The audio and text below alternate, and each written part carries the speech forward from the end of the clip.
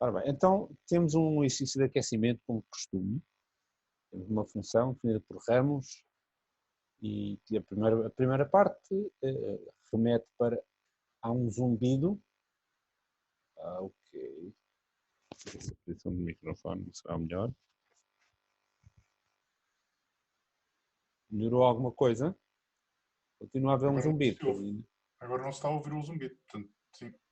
Bom, esperemos que se estiver... Okay. Se detectarem alguma coisa mal, digam que eu tento melhorar. Eu estou a tentar com um microfone diferente. Espero que... É baixinho o meu som ou é o zumbido que é baixinho? O zumbido. Não sei se o zumbido será... Pode ser da minha lâmpada. Esteja para aqui a fazer uma interferência. De qualquer das maneiras, eu vou fazer uma breve experiência e vocês digam-me se o som melhora, se fica na mesma ou não. Eu vou alterar a origem do meu som.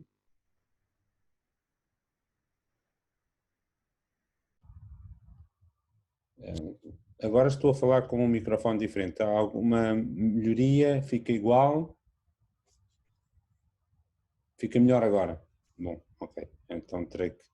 Vou voltar então a este método. Tem um inconveniente, que é o microfone do computador e capta o som do teclado quando estou a escrever. Por isso é que eu tentei um microfone diferente. Mas pronto, vamos manter então o esquema atual e depois eu tentarei com outro microfone ainda diferente. Okay, obrigado por me avisar. Ora bem, então o nosso exercício de aquecimento. Digam-me lá coisas. A primeira parte é sobre continuidade, é uma matéria que nós já fizemos, é uma coisa simples. Portanto, a primeira resposta deve ser fácil. Ok, portanto, o Rui diz que o A deve ser igual a 1. Espero que toda a gente esteja a ver porquê, não é? Nós queremos que a função seja contínua, fazemos o limite à direita quando x tende para 0, isto vai dar a elevado a 0 que é 1, portanto isto tem que ser igual ao A que é 1. Por outro lado, deste lado temos que ver que se também dá 1 e dá 1 mais 0 menos 0 também dá 1, portanto o A deve ser igual a 1. Portanto, esta parte o Rui disse muito bem e espero que seja claro para toda a gente, se não for, pronunciem-se. Portanto, a partir de agora vamos supor que o A é igual a 1 e até mesmo para... Eu vou mesmo mudar aqui para 1,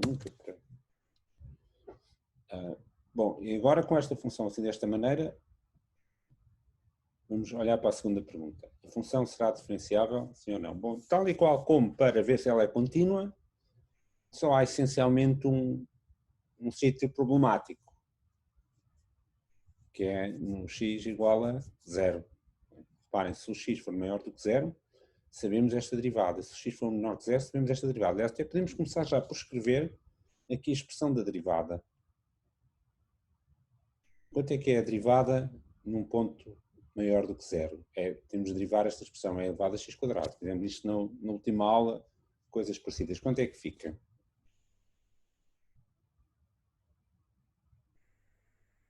Qual é a derivada de elevado a x²?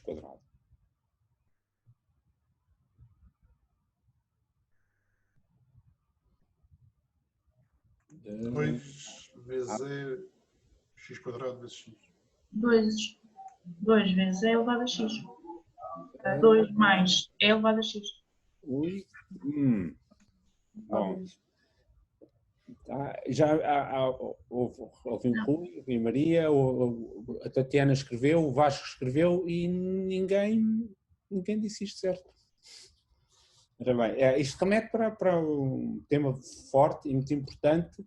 Agora, o Rui escreveu, também parece-me que falta aqui qualquer coisa.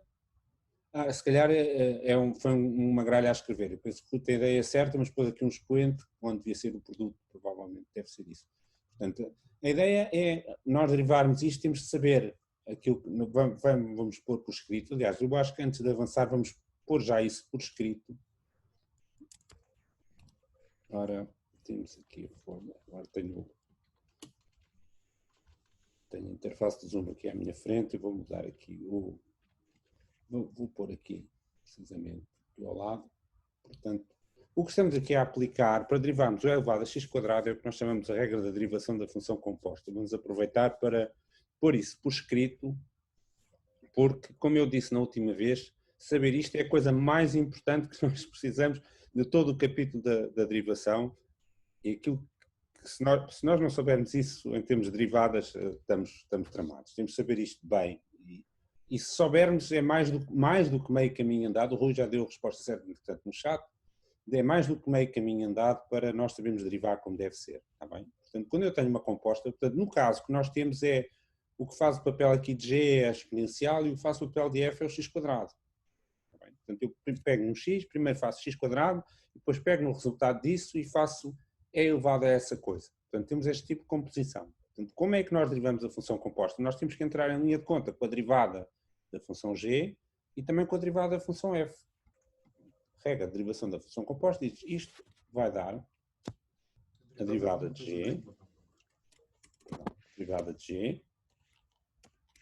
no ponto f de A, porque pegamos no A, calculamos o F, e no ponto f de A calculamos o G. Então vamos entrar com essa derivada.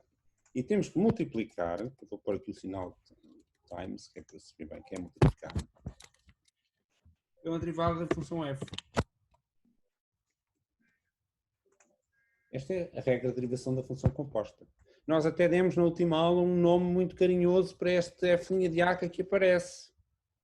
Lembram-se que eu disse assim, nunca nos podemos esquecer da nossa amiga Derivadinha. Da derivadinha, nossa amiga derivadinha, está bem? Portanto, quando olhamos para aquele e elevado a x², como é que nós pensamos nisto? Bom, eu tenho que fazer a derivada da exponencial. Quanto é que é a derivada exponencial? Bom, é a própria exponencial, isso vai me dar a elevado a x². E depois tenho que multiplicar pela derivadinha. Ora, quem é a derivadinha? É a derivada do x² que está ali em cima. Portanto, a derivada desta coisa vai dar a elevado a x², porque a derivada da exponencial é ela própria, vezes a derivada do x², que é 2x. Então vamos já escrever aqui embaixo. Eu vou aproveitar e fazer aqui um copy-paste.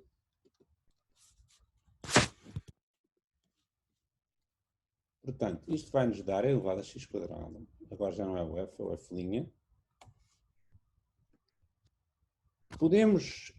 Podemos dizer que se o x for... Portanto, se o x for maior que 0, nós simplesmente vamos derivar esta expressão.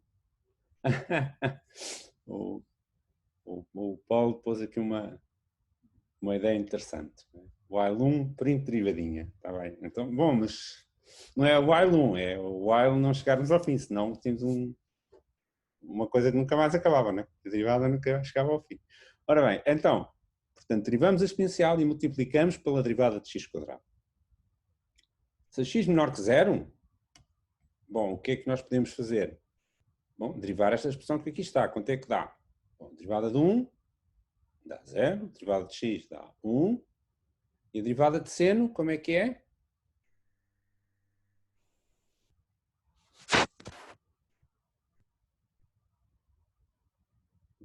Quanto é que dá esta derivada? A derivada de seno dá menos cosseno, a derivada de seno dá cosseno, depois temos um sinal menos atrás, não é? Portanto, fica menos cosseno, como disse o Vasco, esta parte.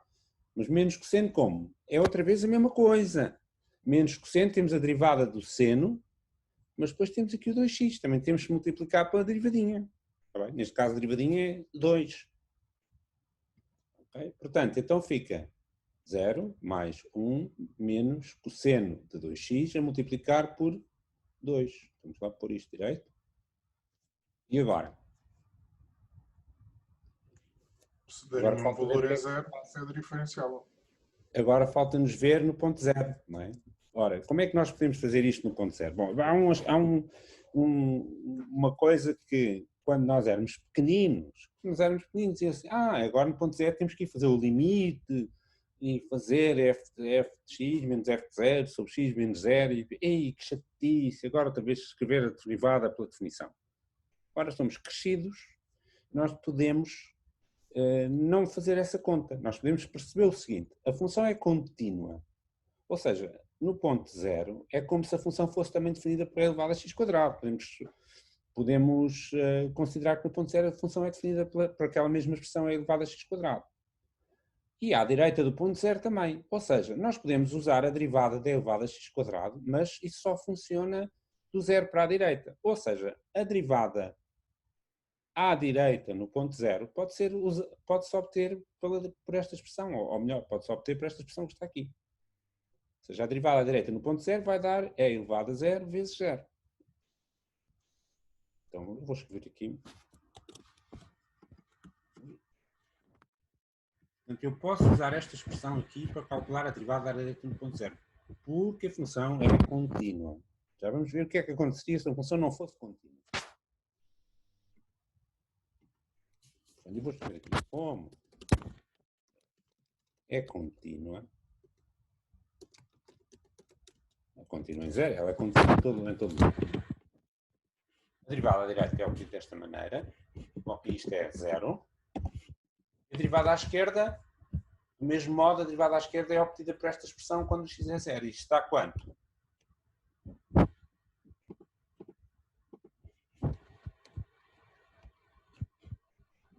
Esta expressão, se eu substituir o x por zero, fica-me cosseno de zero, que é... O que é cosseno de zero? Eu sempre não troco estas coisas. 1, exatamente, isso basta. Não é? Portanto, esta expressão toda vai dar 1 menos 2 vezes 1, vai dar menos 1. Vou escrever F' à esquerda. E então, o que é que a gente pode dizer sobre a função ser ou não ser diferenciável? Naquele ponto não é. Naquele ponto não é, exatamente. Portanto, existe derivada em todos os pontos, mas no zero, todos, exceto no zero. No ponto zero não é diferenciável. Se estas duas derivadas laterais dessem o mesmo valor, então a gente chegava aí. Se isto dessem ambas 1, por exemplo, chegávamos ali e espatávamos ali com 1, porque a função, nesse caso, tinha derivada e, nesse caso, seria diferenciável em todo lado. Neste caso, temos um exemplo de uma função que nunca vai ser diferenciável ali. O que é que aconteceria se aqui a função não fosse contínua? Já não podíamos fazer esta brincadeira que fizemos aqui, foi dizer assim, ok, no ponto zero, tanto podemos pensar na função como sendo e elevado a x², como sendo 1 mais x menos sendo 2x, porque ambos dão 1, e portanto, para calcular a derivada, podemos simplesmente usar aquilo que já sabíamos da derivada do e elevado a x² e da derivada da outra expressão. Se a função não for contínua, isso já é uma grande mentira, porque o que é que vai acontecer? O que é que vai acontecer, por exemplo, se aqui fosse 14? Se o f de 0 fosse 14, o que é que ia acontecer? Bom, íamos fazer aqui, vamos escrever a definição da derivada, era o limite de e elevado a x² menos 14 sobre x menos 0, bom, mas o limite, este limite ia dar uma coisa infinita, porque e elevado a x² tende para 1, menos 14 tendia para menos 13 e o dominador tendia para 0. Portanto, se a função não for contínua, a derivada dá sempre uma coisa infinita. Ou a derivada lateral, onde, do lado onde ela seja descontínua, dá sempre uma coisa infinita. Isto também nos relembra uma coisa que devemos ter ouvido dizer há vários anos, é que se uma função tiver derivada num ponto, ela tem que ser contínua, obrigatoriamente. E estamos a perceber agora porquê, é que se não for contínua, vamos calcular o limite dá uma coisa diferente de zero, dividir por zero. E portanto vai dar uma derivada infinita. Se ela dá finita, tem que ser contínua. Ora bem, voltando aqui atrás ao teorema da função composta, que nós escrevemos aqui, é uma boa altura para nós introduzirmos uma representação das derivadas que foi inventada pelo nosso amigo Gottfried Leibniz. Tem que se fazer cara de zangado para falar nele, porque quando se fala em alemão tem que ser com cara de zangado, não é? Eu não sei alemão, infelizmente, por acaso gostava de saber, mas não sei. Bom, o Leibniz introduziu uma notação para a derivada, ele usava uma notação para a derivada, uma notação que reflete a ideia do que é uma derivada. Uma derivada, lembram-se o que era? Pensamos numa diferença, a diferença da função a dividir pela diferença do argumento. É um quociente entre as variações. Ora, se nós escrevermos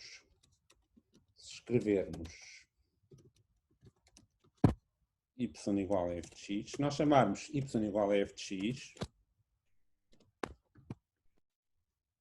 a derivada de x,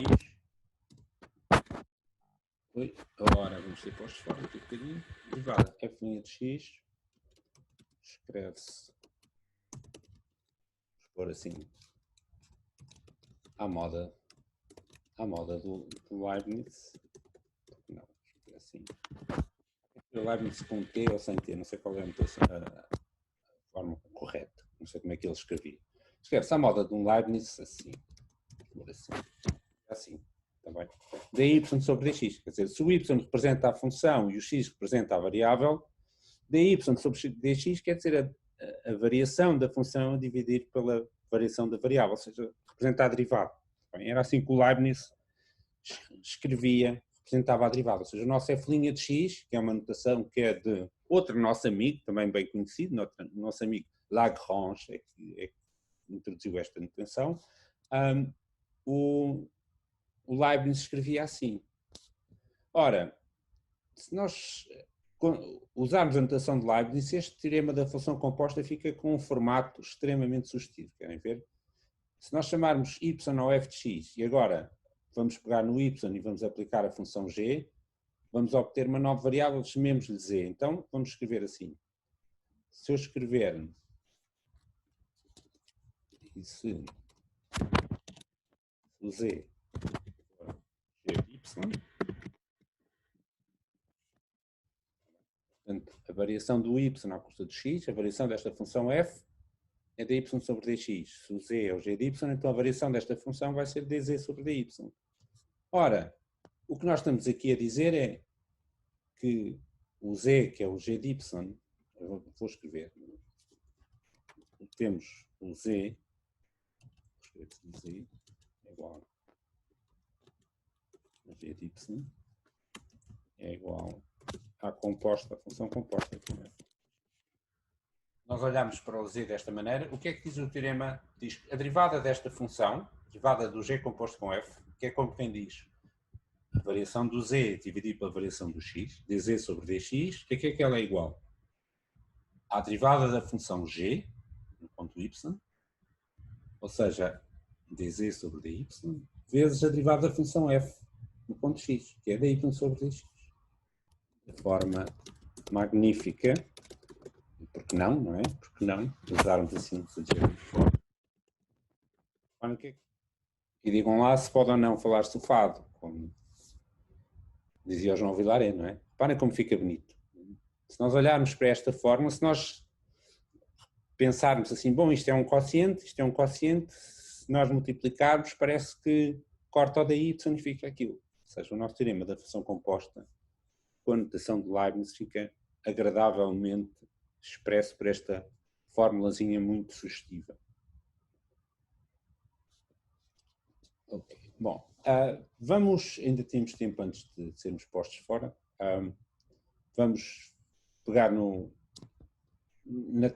na temática que tínhamos e vamos fazer um exercício e depois voltaremos ao teorema da função composta e da função inversa daqui a um bocadinho. Ora, o exercício, vamos saltar para o exercício 8, que é parecido com aquele nosso exercício de aquecimento e a ver se por esta altura já esta coisa se torna muito mais simples e natural. Ora, lembram-se de uma coisa que nós dissemos, quando uma função tem derivada num ponto, há uma coisa que ela tem de ser obrigatoriamente, que é contínua. Okay? Portanto, se nós queremos que esta função seja diferenciável, ela terá de ser contínua, certamente, senão não vai acontecer. Isso é uma ideia que deve estar sempre presente no nosso espírito. Se a função não for contínua, então não há qualquer hipótese dela ser diferenciável.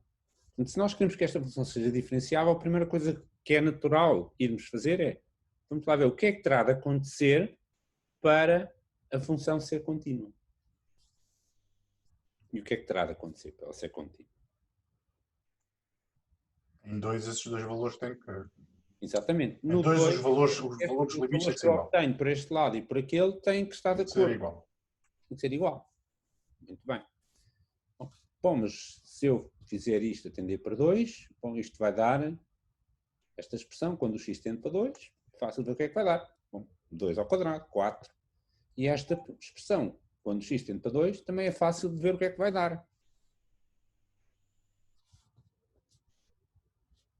Sim? 2a mais b. 2a mais b. Está bem? Portanto, podemos dizer assim, para... Agora descobri um truque. Para não ter que ir lá acima mudar as células. Portanto, para a função ser contínua, é preciso, exatamente como o Vasco está a dizer, é preciso que 2A mais B seja igual a 4. O limite à esquerda é 4, o limite à direita é 2A mais B, o valor da função no ponto é 2A mais B, tudo isto tem que ser igual para a função ser contínua. E como eu disse, e não me canso de repetir, se isto não acontecer, diferenciável não é de certeza. Okay. Portanto, temos que ter 2A mais B igual a 4. Bom, e agora resta saber então e o que mais terá de acontecer para que ela seja diferenciável. 2 as derivadas de cada uma também têm que dar o mesmo valor. Exatamente. As derivadas, tanto de um lado como do outro, têm que dar o mesmo valor. Portanto, é algo semelhante ao que fizemos naquele exercício de aquecimento. Só que agora temos aqui uns parâmetros A e B, depois temos que jogar com estes parâmetros A e B para ver em que condições é que elas dão o mesmo valor. Ora, como falta menos de um minuto para sermos postos fora, vamos fazer uma fuga para a frente, eu vou interromper e voltamos já em seguida. Bom, vamos recomeçar. Então, estávamos a ver o que era necessário para esta função ser diferenciável e já tínhamos dito que as derivadas laterais terão coincidido. Ora bem, então, por aquilo que nós vimos atrás, com uma função com 2A mais B, assim, 2A mais B igual a 4, portanto, a partir de agora, vamos já assumir que 2A mais B é igual a 4, queremos que a função seja contínua. Temos as derivadas laterais. O que é que nós temos? Derivada lateral à esquerda, 2x, não é? A expressão desta derivada é 2x, portanto, a derivada à esquerda, derivada à esquerda, portanto, 2 vai ser igual a 2x? É 2x, não é? 2x, portanto, neste caso, 4. 2 vezes 2, 4, não é?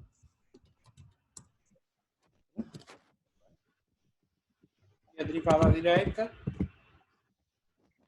no ponto 2, É x. vai ser igual a X. igual a A. Sim. Portanto, derivada de A vezes x É lá. A.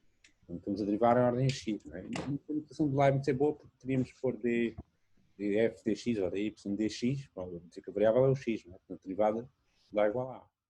Igual a A. Bom, se nós queremos que ela seja diferenciável, então Tem que ser 4. Tem que ser. O A tem que ser igual a 4.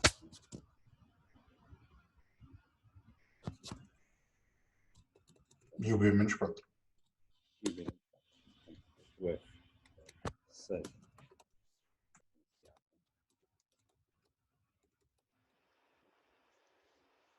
Ora bem, portanto, há muitos valores que tornam a função contínua. Quaisquer valores A e B que tornem 2A mais B igual a 4, há muitas soluções, mas só quando A for 4 e B igual a menos 4 é que ela é, além de contínua, é diferenciável. Vamos pôr a função que nós estamos aqui a dizer, portanto, f de x. Temos aqui um caso em que claramente a função não é contínua. Note-se que a função não é contínua. Para ela ser contínua, por exemplo, aqui não nada contínuo, não é? Para ser contínua é preciso que aquelas coisas unam ali. Para o que é que era preciso é que 2A mais B fosse igual a 4, neste caso dá, porque o A é igual a 1,5, portanto dá 3 mais 1, 4. Se eu mudar o B, deixa de ser contínuo, a não ser que eu mude o A também, não é? Como é que nós visualmente, desde que ela seja contínua, como é que nós visualmente, este acho que não está exatamente contínuo, mas deve ser 1.5. consigo depois acertar isso. Está a fugir. Agora está contínuo. Como é que nós visualmente reconhecemos que esta função não é diferenciável?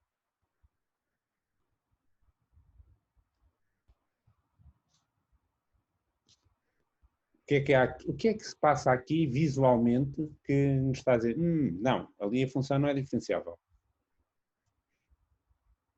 Não tem nada a dizer sobre isso, meus meninos? Alguém está a responder no chat? Peço desculpa. Tem um ponto de inflexão e mudar. A Bárbara disse, o Elias também falou em ponto de inflexão, não é a questão, não é o ponto de inflexão, não é, vamos falar de ponto de inflexão mais tarde, talvez na próxima vez, mas não é isso. A Bárbara chamou a atenção, a Bárbara disse bem, há aqui uma mudança no declive, eu aqui tenho um declive, de facto tenho posso pensar aqui numa reta que passa aqui, que é tangente, até posso escrever, até vou escrever. Lá, reparem que a derivada de x² é 2x, se eu puser aqui esta reta, a questão é, qual é aliás, não é 2x, claro, a derivada aqui desta função, a derivada neste ponto, derivada, digamos, da parte da parábola, ou seja, a derivada à esquerda, quanto é que nós vimos que dava? Dava 4, não é? Ou seja, a reta tangente aqui tem declive 4, mas esta tem declive diferente, não é? Tem declive igual a 1.25. Portanto, temos aqui, de facto, uma mudança de declive, como a Bárbara disse. Há aqui uma mudança de declive. Para haver derivada, é preciso que isto continue com o mesmo declive, ou seja, que esta reta aqui tenha declive 4, foi aquele valor que nós encontramos. E isso acontecia quando o A era 4, não é? A igual a 4. A igual a 4. E o B tinha que ser menos 4. Okay? E agora, se repararmos, há aqui, parece uma continuidade do declive. É? Se eu agora mudar um bocado isto, voltar a pôr contínua, mas o declive já não é bem o mesmo. Aqui não se nota muito, não é? Mas se for uma mudança mais radical, que eu ponho isto a tornar contínuo, agora já se nota bastante que há aqui um vérticezinho, há aqui uma mudança do declive. Aqui tem um declive e aqui tem um declive diferente. Visualmente, nós reconhecemos no gráfico de uma função que ela não é contínua, ou seja, a linha que não está, digamos, não há aqui a descontinuidade, por exemplo, agora se eu mudar aqui, agora é descontínuo, não é? Se ela unir, mas com uma mudança brusca de declive, então tenho uma função que naquele ponto não tem derivado, precisamente, corresponde à ideia de que a derivada à esquerda aqui é um valor, 4, e a derivada aqui à direita é outro valor diferente. A derivada corresponde ao tal declive das tangentes. Ok, bom, vamos continuar com bonecos. Agora vou mostrar outra imagem, a imagem da folha de exercícios, porque este exercício tem bonecos. Ora bem, o exercício número 7, um exercício inteiramente visual, dá-nos uma função, temos aqui um esboço do gráfico de uma função e depois 3 candidatos a uma derivada. Isto é um bom exercício para pôr no mini-teste. Não sei se não estou a dizer que vai sair. Mas é o tipo de exercício propício. É uma escolha múltipla. Então, dá bastante trabalho em fazer vários bonecos diferentes, não é? mas é possível. Ora, então, se nós olhamos para o gráfico de uma função, isto é outra ideia importante na compreensão das derivadas, e como vocês sabem, eu estou sempre a recomendar fazer bonecos, portanto vem mesmo a propósito. Não é? A ideia é que relação é que nós podemos tirar, que relações é que nós temos do comportamento de uma função e do comportamento da sua derivada. Nós já vimos que a derivada mede, digamos, de certa maneira, mede a variação da função, ou melhor, relaciona a variação dos valores da função com a variação do argumento. A Patrícia tem uma opinião sobre qual é a resposta e o Paulo concorda. Acho bem, gostava de ouvir mais opiniões. Gostava de ouvir mais opiniões. Além de... Também acho que é. Também, ok. Então, até agora, há várias pessoas a concordar com a hipótese A. Ok, e o Paulo diz que ela é positiva até... Ora bem, portanto, o que é que nós daqui... O que é que nós... Quais são as ideias-chave aqui nesta coisa? Se eu olho para a função, como é que eu posso... É quando a função é positiva, é quando a função é negativa, o que é? Digam-me lá, assim, falem, pronunciem isso. Ver os pontos de inflexão e ver onde é que há zeros. Não propriamente. Pontos de inflexão ainda não discutimos o que é pontos de inflexão, mas os pontos de inflexão não se veem pela derivada, podem-se Não, com a segunda derivada, que ainda não falámos aqui, mas que já conhecem, exatamente. Mas não é pontos de inflexão. Aqui, por exemplo, no gráfico da figura, há aqui alguns um ponto de inflexão, mas não sei se estão a ver onde é que ele vai ser. Há para aí alguns aqui, não é? Vai alguns aqui, onde está agora o meu cursor. E este, em termos da derivada, não sei se é evidente o que é que corresponde. Ele também tem uma correspondência na derivada, mas se calhar não é o que estão a pensar. O que nós temos... Eu acho que... Não percebi? Não percebi. Alguém falou? Mas Foi barulho de fundo. peço desculpa, a voz chegou entrecortada e eu não percebi por isso. Alô? Era barulho de fundo, desculpa. Era barulho de fundo, ok. Bom, então, lembram-se que nós temos um quociente entre a variação da função e a variação do argumento. Ora, se o x aumenta e a função também aumenta, o que é que acontece? Acontece que a variação da função é positiva, a variação do x também é positiva e a derivada, ao fim e ao cabo, é um quociente dessas coisas. Ou seja, se a função cresce, a derivada vai ser maior ou igual a zero, precisamente porque é um quociente de variações que estão a funcionar no mesmo sentido. Se a função decresce, então a derivada é um quociente de variações opostas. Uma vai variar, uma vai diminuir, outra vai aumentar. Então vai ter um sinal negativo. Portanto, nós olhamos para aqui e vemos a função vai aumentando até aqui um bocadinho antes do zero, depois diminui e depois aumenta outra vez.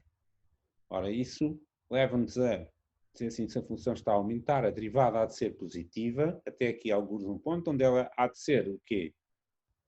Aqui neste topo vai ser derivada zero, exatamente. Lá está, a derivada, também sabemos que o valor da derivada corresponde ao declive de uma reta tangente. Se eu chego aqui ao alto da montanha, tenho aqui uma tangente horizontal. Se eu chego aqui ao fundo do vale, tenho aqui uma tangente horizontal, derivada zero. Portanto, vou ter uma coisa que é cresce, derivada positiva, ali derivada zero, depois decresce, derivada negativa, ali derivada zero e depois derivada positiva outra vez. E, portanto, como várias pessoas disseram, esta relação dos sinais está de acordo com a figura A. A derivada vai sendo positiva até aqui um bocadinho antes do zero, corresponde àquele ponto ali, onde a derivada vale zero. Depois derivada negativa até ali, derivada vale zero, aqui neste ponto, e depois positiva novamente. Portanto, esses pontos aí onde a derivada é zero não se chamam pontos de inflexão, basicamente. Não. Okay. Esta função tem um ponto de inflexão. Um ponto de inflexão corresponde, não é ao ponto onde a derivada é zero, é ao ponto onde a derivada atinge aqui o mínimo. Portanto, onde a segunda derivada é zero. É que é zero. Ok. Então, esses pontos não têm nome, é isso? Este ponto aqui nós chamamos um ponto de máximo. Máximo e mínimo local. Ou um local. Um máximo local, temos um mínimo local, sim. Ok, mas não tem nome próprio, ok. Bom, tem nome, são extremos da função. Não é? O ponto de inflexão corresponde a um ponto onde, portanto, já que estamos a falar, podemos perfeitamente falar de concavidades de inflexão. Portanto, o que é que nós temos? Nós temos aqui uma curva que está, por assim dizer, virada para baixo, digamos assim.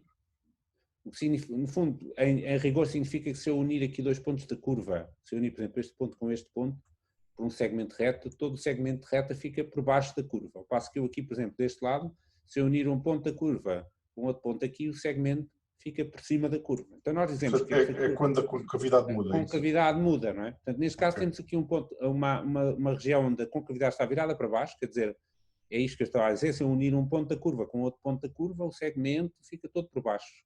Portanto, concavidade virada para baixo. Mas depois daqui para a frente eu já tenho uma região onde se eu unir dois pontos, o segmento fica para cima. Então tenho concavidade virada para cima. Há um ponto aqui especial onde a coisa muda. E esse ponto nós chamamos um ponto de inflexão. O que acontece no ponto de inflexão é que a segunda derivada, que é igual a zero, e, além disso, a primeira derivada